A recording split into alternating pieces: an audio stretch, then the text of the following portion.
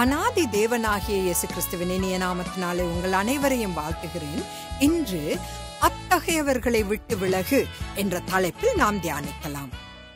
2 தீமோத்தேயு 3வது அதிகாரம் முதல் 5 வசனங்களில் அப்போஸ்தலனாகிய பவுல் பரிசுத்த ஆவியானவரால் ஏவப்பட்டு வழி நடத்தப்பட்டபடி கடைசி காலத்தின் முடிவில், அதாவது நாம் இப்போது வாழும் காலத்தில் தேவ பக்தியின் வேஷத்தை தரித்து அதன் பலனை மறுதளிக்கும் கூட்டமே இருக்கும் என்று முன்னறிவித்து கூறுகிறார். அப்போஸ்தலனாகிய பவுல் மனுஷர்கள் தற்பிரியராயும் பணப்பிரியராயும் வீம்புக்காரராயும் அகந்தையுள்ளவர்களாயும் சுகபோக பிரியராயும் இருப்பர் என்ற ஒரு நீண்ட பட்டியலை கூறுகிறார்.